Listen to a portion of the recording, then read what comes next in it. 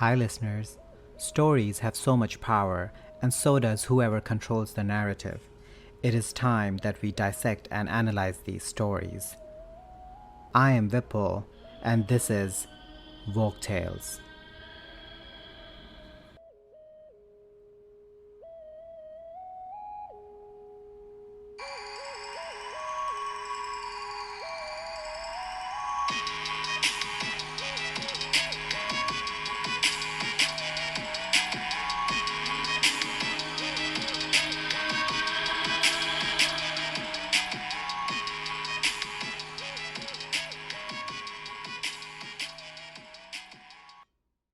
Hi, everyone.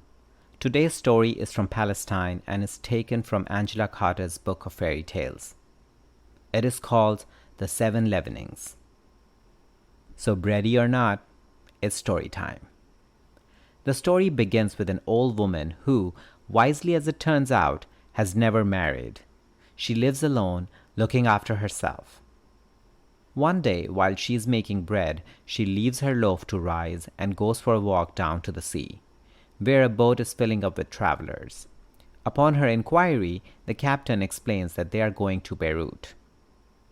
The old woman asks if she can come along and is flatly denied. Fine, she retorts. Go, but if you don't take me with you, may your boat get stuck and sink. Sure enough, the boat has not gone far before it starts to sink, and they have to turn back to take the old woman aboard. Once she arrives in Beirut, she sits on a wall waiting to see what will happen next. As night falls, a man passes by and invites her home with him. He sounds like a nice person, right? No. Resoundingly, no. Straight after dinner, he collects a bundle of sticks and starts beating up his wife. When the old woman tries to intervene, he tells her, "You don't know what her sin is, better stay out of it," and continues beating his wife until every stick is broken. The old woman goes to her afterwards and asks her what sin could possibly justify such mistreatment. "By Allah," the wife replies, "I have done nothing, and it hadn't even occurred to me." He says it's because I can't get pregnant and have children. The old woman has a solution. Tell him you're pregnant. Given the other options, the wife takes this advice and the husband does a spectacular 180, giving her whatever she wants as soon as she wants it, which is all very well, but if he was that abusive when she was childless, how is he going to react when he realizes her pregnancy is all trickery? Oh, and just to up the stakes, this is the point when we find out that Mr. Psycho is the Sultan. The two women have a plan though. The wife commissions a baker to make her a pastry replica of a baby boy, and with the old woman's help, fakes both labor and birth. No one else is allowed to see the baby for 7 days. On the 7th day, the women go to the baths and leave the bread doll with an oblivious servant. While they are inside, a dog comes up and grabs the doll, bounding away with the horrified servant in hot pursuit. They pass the house of a man who is famously depressed. He clearly has a weird sense of humor because he takes one look at the scene and starts to laugh. Instead of letting the servant return to her mistress empty-handed, the man calls upon an extraordinarily obliging sister who has recently given birth to twin boys, asking her to donate a kid to the worthy cause. The sister's response is essentially, "Why not?" And so the Sultan's wife goes home with a real child and a shield against her husband's brutality. Her work done, the old woman goes home to see her bread, which still hasn't risen.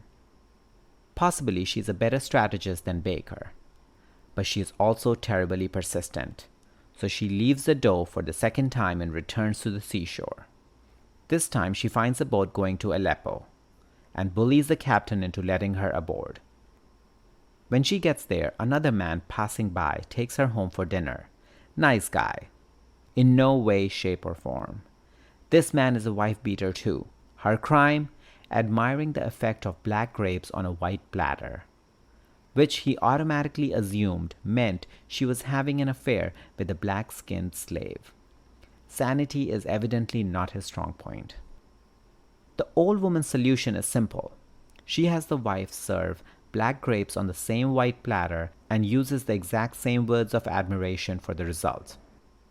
The husband exclaims aloud in surprise that someone else could share the opinion, proving his wife to be guiltless. "Don't tell me you've been beating her just for that," the old woman cries. "What? Have you lost your mind? Look here. Don't you see how beautiful are these black grapes on this white plate?" The husband acknowledges it is a pleasing aesthetic, and the old woman stays with the couple for another few months, until she remembers her bread and insists on going home. This time, it has risen. She takes it to be baked, and that is that. The end. Nothing in this story makes sense to me. I don't know what the title means.